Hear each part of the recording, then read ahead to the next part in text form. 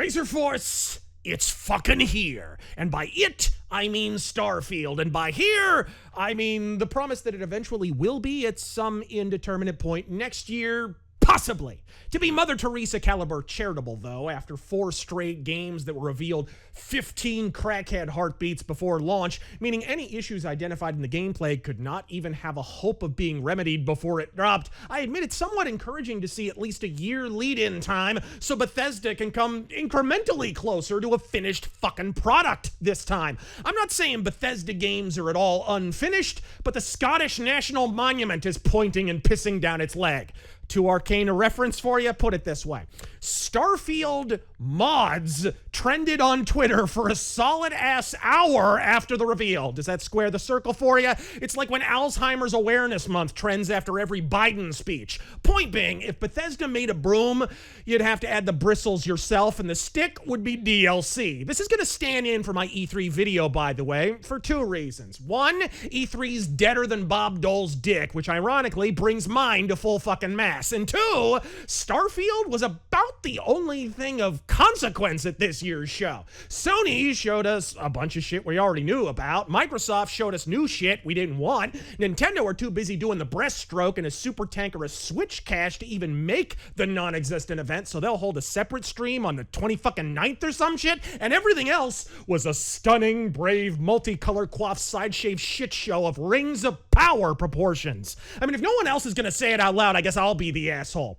Quota hire Bull Dyke with a bad haircut and more hair colors than character traits is officially more of a video game protagonist cliche than Bald Space Marine ever fucking was. I mean, look, off the top of my head, I can think of maybe 4 prominent examples of the latter. The Microbeth conference alone this year provided nearly a half-dozen strong, independent main women characters that cringily conform to the focus-tested former. From the fro in search of a person from Redfall to the half-bald broad from fucking Flintlock with an ass-to-sass ratio that lapses well into the negatives, this puerile prosaicism is at least as old as any space Marine of the early aughts, and 20 times as tired in half the fucking time, might I add. Hell, they even gave the goddamn necromancer from Diablo 4 a femme-skulled makeover. Watch out! She'll raise an army of the undead overcome with the overpowering desire to talk to your fucking manager. Like, I don't know what the fuck this is supposed to be, but I assume it's already greenlit for 5 seasons on fucking Netflix.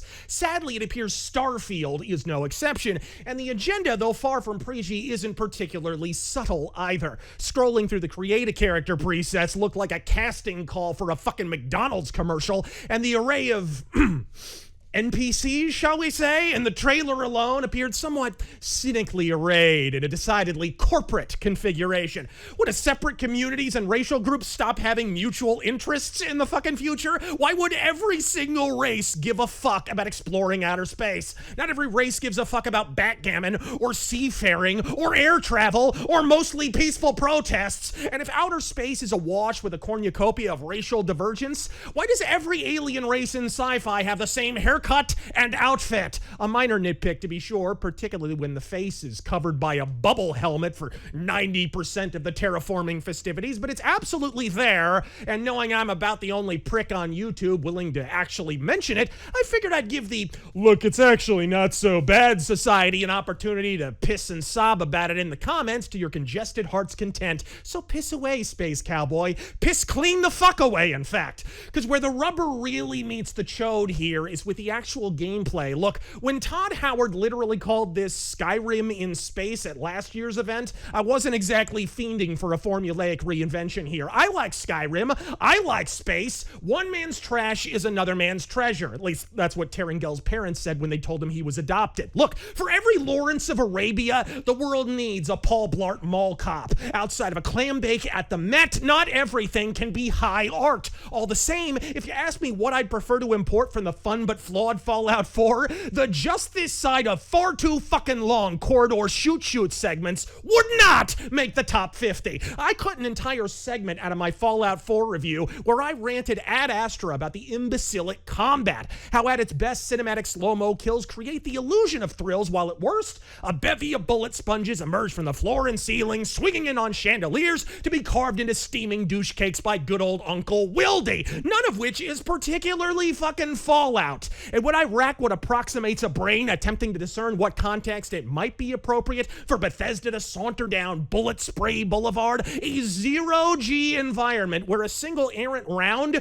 could puncture your suit and liquefy your fucking body ain't exactly up there. Nor is the character system, sans classes, where the most consequential element of selection your purple-coiffed character origin has is a plus 10 bonus to laser damage or some shit? Slow down there, Bethesda. You're bowling me over with all these options. Shall I go with Pepsi or Red Pepsi? But there was promise here, and I don't want to bitch so much that I unwittingly obscure that fact. Though sadly, most of it came in an after-presentation interview with IGN of all websites. Yes, the space combat looked a bit on the boring side, but appearances can be deceiving, and I suspect that the number crunching and RPG aspects that creep quietly into said combat offset what on the surface doesn't seem exactly Star Wars quality. In fact, as it turns out, it's inspired by fucking BattleTech. So there is some dogfighting. I have quotes up. We keep the pace fairly slow. One of the games that I love that we sort of look at for pace is Mech Warrior, believe it or not. Nice. Good callback there. Like that's probably a little bit slower, but in terms of systems and power and being able to line things up. Now it's a little bit faster than that, but you know what I mean, as opposed to a twitchy dogfighter. And the other aspect is one others are already dumping on, and that's fine. Most modern gamers have the taste of a COVID long hauler with a deviated septum, and that's a valuable part of Bethesda's past that they're only just beginning to re-embrace. Random generation, something anyone with a pulse likely suspected the moment this was revealed. Let's take a look at one of our planets, Jemison. You can land into Atlantis, but you can also land and explore anywhere on the planet. And it's not just this planet, it's all the planets in the system. From barren but resource-heavy ice balls to Goldilocks planets with life. And not just this system, but over 100 systems. Over 1,000 planets, all open for you to explore.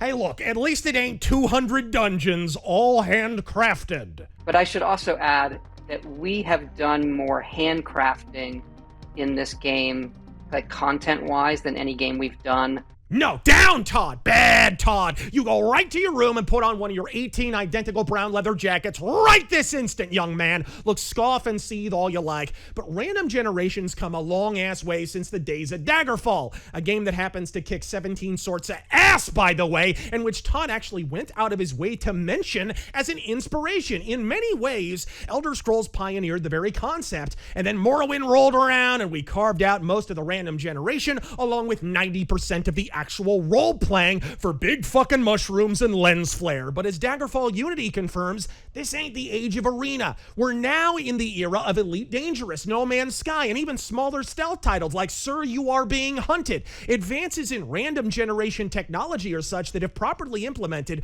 one needn't lose out on detailed environments or variety, all in the name of an algorithm. I mean, look at Elon Musk's Twitter replies. Randomly generated NPCs have become so lifelike, even they insist they aren't but fucking bots. Am I excited about all the Call of Duty shit? Not even slightly, folks. I am fully fucking flaccid, in fact, but it does have promise. And at the risk of sounding the faintest bit like a cultist, if anyone knows how to deliver exactly what he promises on time and under budget, it's Todd. 200 endings for Fallout 3, Howard. Long may he reign. Now, if you don't mind me, the Bethesda bus just pulled up with a vat of Flavor Aid and a fucking syringe so we can all meet Jesus on the spaceship. I'm Razor Fist, awash with optimism. No guts, no goddamn galaxy.